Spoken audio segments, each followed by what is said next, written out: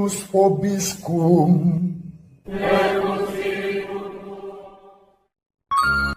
Sahabat peradaban kasih ekologis yang berkasih, selamat berjumpa dalam renungan harian bersama saya, Romo Alois Budi Purnomo PR, melalui channel ini. Selamat berhari Minggu, semoga panjenengan selalu sehat, tetap semangat tanpa sambat, dan selalu bahagia, kebahagiaan yang bersumber dari Tuhan Allah kita. Mari kita awali perjumpaan kita dengan bersatu di dalam doa. In nomine Patris et Filii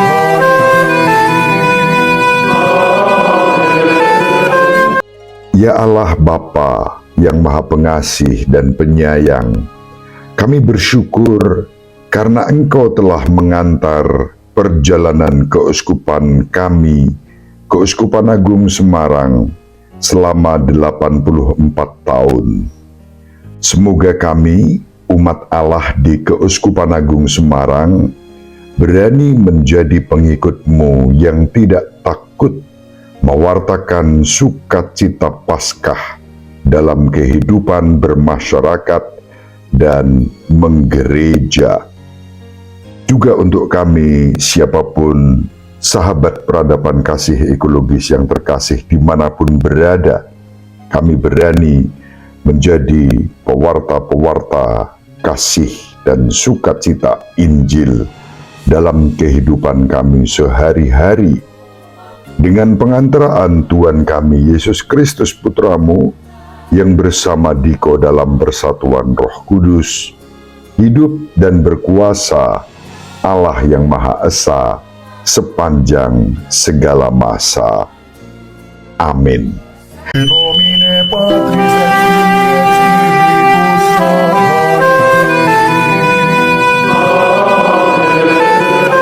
Sahabat peradaban kasih ekologis yang terkasih, kita akan membaca Injil Markus bab 4 ayat 35 sampai 41. Sekali peristiwa menjelang malam, Yesus berkata kepada murid-murid-Nya, "Marilah kita bertolak ke seberang." Mereka meninggalkan orang banyak, lalu bertolak dan membawa Yesus beserta dengan mereka dalam perahu di mana Yesus telah duduk, dan perahu-perahu lain juga menyertai Dia. Lalu mengamuklah topan yang sangat dahsyat, dan ombak menyembur masuk ke dalam perahu, sehingga perahu itu mulai penuh dengan air. Pada waktu itu, Yesus sedang tidur di buritan, memakai bantal. Kemudian, murid-murid-Nya membangunkan Dia dan berkata kepadanya, "Guru, tidak pedulikah Engkau kalau kita binasa?" Yesus pun bangun, membentak angin itu, dan berkata kepada danau itu, "Diam, tenanglah." Lalu angin itu reda, dan danau itu menjadi teduh sekali. Yesus pun berkata kepada murid-murid-Nya, "Mengapa kamu begitu takut? Mengapa kamu tidak percaya?" Mereka menjadi sangat takut dan berkata satu sama lain, "Siapa sebenarnya orang ini, sehingga angin dan danau pun taat kepadanya?" Demikianlah sabda Tuhan. Terpujilah Kristus.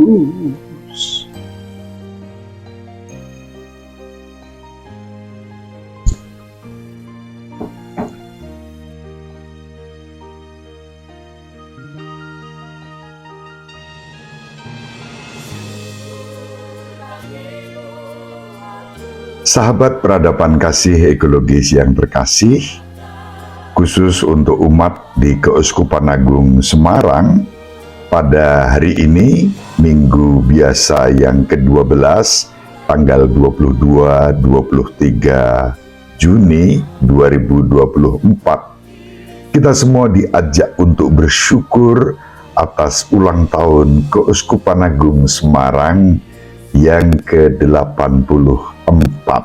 Ulang tahun yang ke-84 ini tepatnya nanti pada tanggal 25 Juni ketika kita bersama-sama membangun persekutuan umat beriman atas penetapan Bapa Suci 84 tahun yang lalu Semarang sebagai vikariat, sebagai keuskupan tersendiri dengan penunjukan Monsinyur Albertus Sugio Pranoto sebagai uskup dan naba yang kemudian menjadi uskup agung dan Keuskupan Agung Semarang.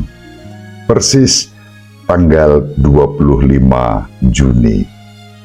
Kita bersyukur sebagai umat Allah di Keuskupan Agung Semarang dan diajak pada hari Minggu tanggal 22-23 Juni, Minggu Biasa yang ke-12, merayakan syukur tersebut.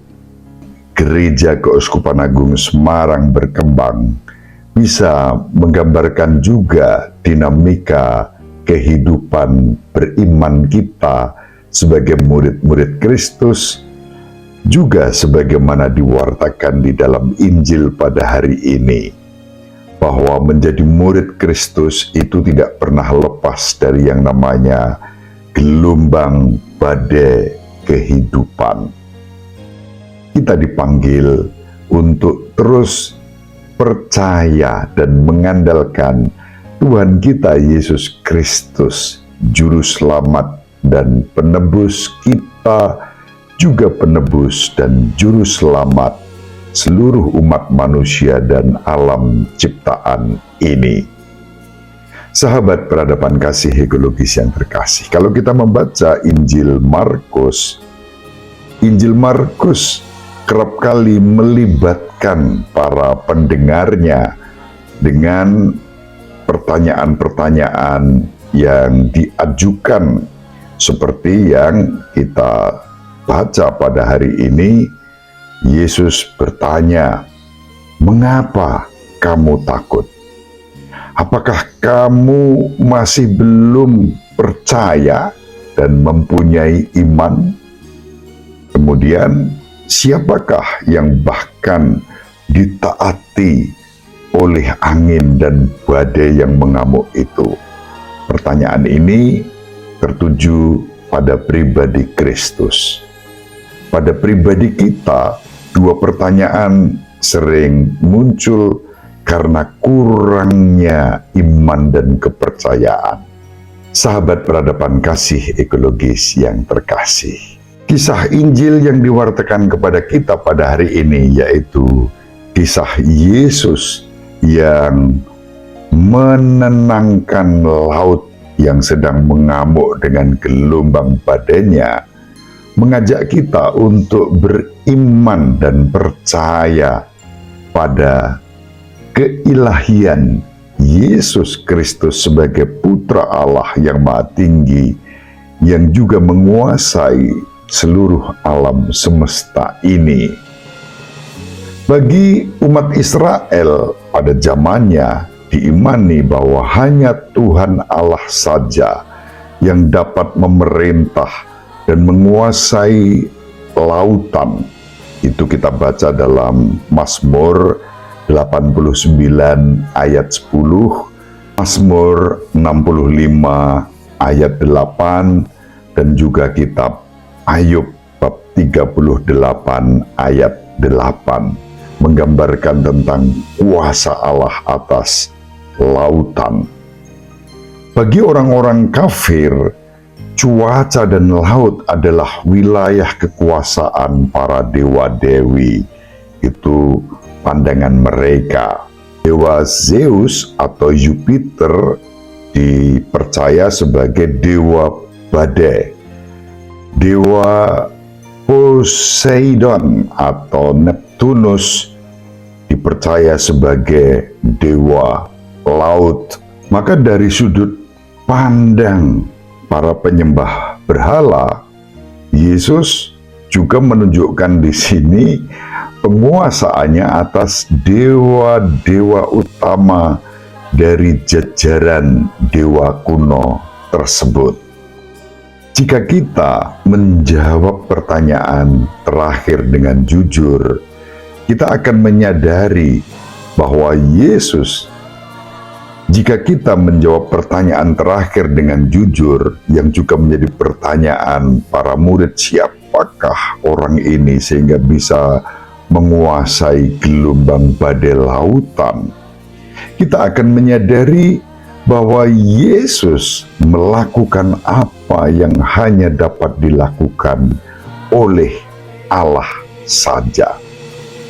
Maka mengidentifikasi Yesus sebagai putra Allah adalah tindakan iman. Kita percaya bahwa Yesus adalah putra Allah yang maha tinggi. Jika kita benar-benar percaya bahwa Yesus adalah putra Allah yang maha tinggi, maka konsekuensi logisnya kita mengimaninya juga sebagai Tuhan kita. Dan karena alasan itulah, maka kalau kita percaya pada Yesus Kristus Tuhan, putra Allah yang maha tinggi, lalu kita tidak perlu takut, khawatir, cemas menghadapi gelombang badai kehidupan ini. Sahabat peradaban kasih ekologis yang terkasih, kisah Yesus yang menaklukkan, menenangkan gelombang badai lautan bisa kita hubungkan dengan akhir kisah Nabi Ayub yang kita baca dalam bacaan yang pertama. Ayub diuji oleh setan dan kehilangan semua yang dimilikinya, keluarganya, kesehatannya. Itu kisah puncak dari kehidupan Nabi Ayub. Teman-temannya bahkan mencoba meyakinkan dia bahwa dia dihukum karena kejahatan yang dia lakukan. Sepanjang perjalanan, Ayub menyatakan bahwa dia tidak bersalah dan meminta agar Tuhan Allah memberikan penghakiman yang adil dan membenarkan dia. Dan memang pada akhirnya Tuhan Allah berbicara kepada Ayub di tengah badai. Tuhan tidak memberitahu Ayub bahwa dia menderita karena dia melakukan kesalahan. Sebaliknya, Tuhan Allah mengajak Ayub untuk bersikap rendah hati. Allah menunjukkan kepada Ayub betapa sedikitnya yang ia ketahui tentang Allah dan betapa tidak mampunya Ayub sebagai manusia mengendalikan kekuatan jahat atau mengendalikan alam semesta ini. Bisa dibilang Allah memang menjawab pertanyaan Ayub tentang keadilan ilahi.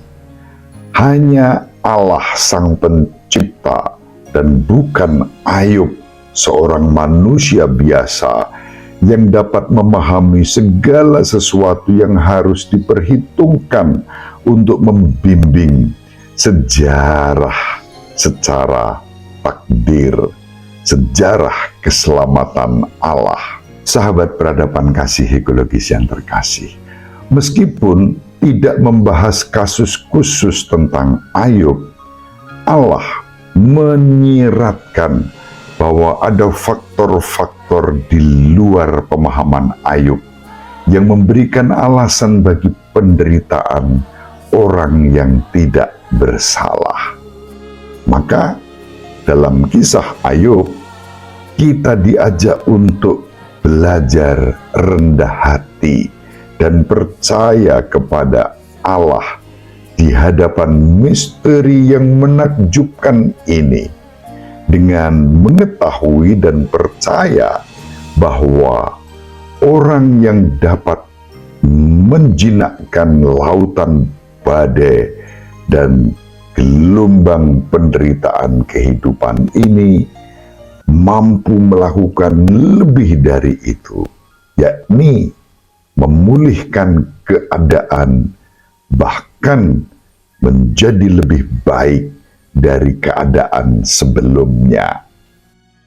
Sahabat peradaban kasih ekologis yang terkasih, maka dalam kisah Ayub di bacaan pertama maupun kisah Yesus dalam Injil yang menaklukkan gelombang badai lautan itu, hendak diwartakan kepada kita betapa Allah mampu menciptakan secara baru segala sesuatu di dalam Kristus. Dalam suratnya yang kedua kepada jemaat di Korintus, Santo Paulus berbicara tentang perannya dalam pelayanan rekonsiliasi. 2 Korintus bab 5 ayat 11 sampai bab 6 ayat 10. Santo Paulus telah berbicara tentang pelayanannya dalam perjanjian baru. 2 Korintus bab 2 ayat 14 sampai bab 4 ayat 6. Dan bagaimana penderitaan yang dia alami selama pelayanannya.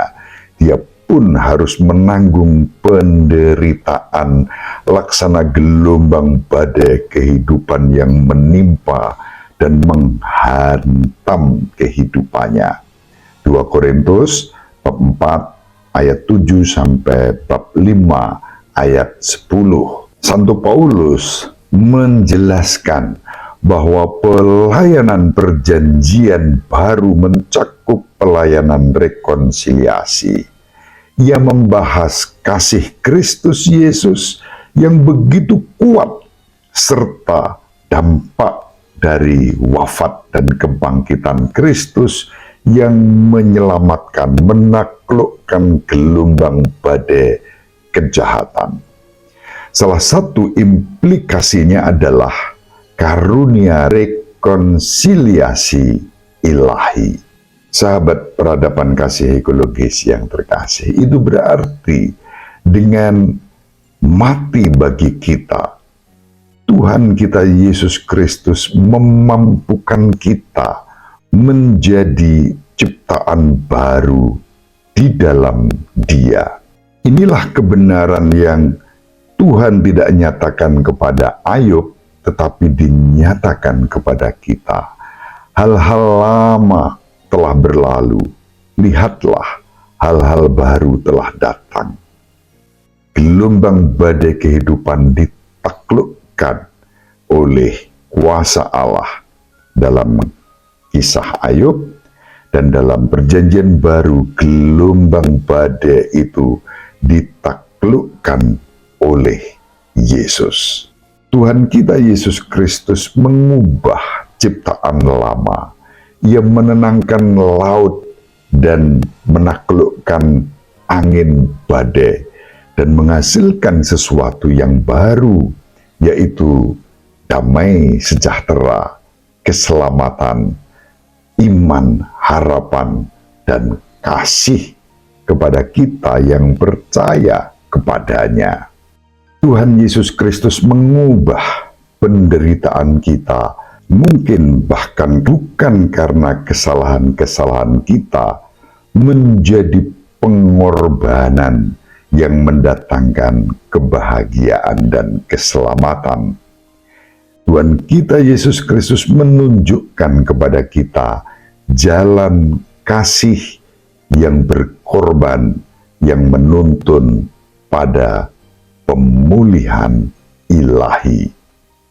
Sahabat peradaban kasih ekologis yang terkasih, mari pada kesempatan yang baik ini seraya bersyukur kepada Allah atas penyertaannya bagi Gereja Keuskupan Agung Semarang yang berulang tahun ke-84, kita juga mempersembahkan kepada Tuhan Allah kita gelombang-gelombang badai kehidupan yang barangkali saat ini sedang kita alami, agar Tuhan Yesus Kristus menaklukkan gelombang badai kehidupan itu, dan kita bertumbuh berkembang di dalam iman, berbuah di dalam kesaksian hidup yang baik dalam kehidupan sehari-hari.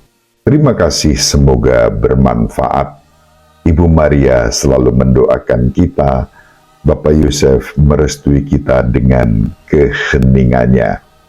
Semoga panjenengan semua sahabat peradaban kasih ekologis yang terkasih bersama seluruh anggota keluarga dimanapun berada, dibimbing, dilindungi, dan diberkati oleh Allah yang Maha Kuasa, Bapa dan Putra dan Roh Kudus. Amin. Terima kasih, salam sehat, tetap semangat tanpa sambat, selalu bahagia, kebahagiaan yang bersumber dari Tuhan Allah kita. Salve, shalom, salam sejahtera, berkah dalam. Sahabat peradaban kasih yang terkasih, sampai jumpa pada episode berikutnya. Terima kasih atas kebersamaan kita. Salam peradaban kasih ekologis, berkah dalam.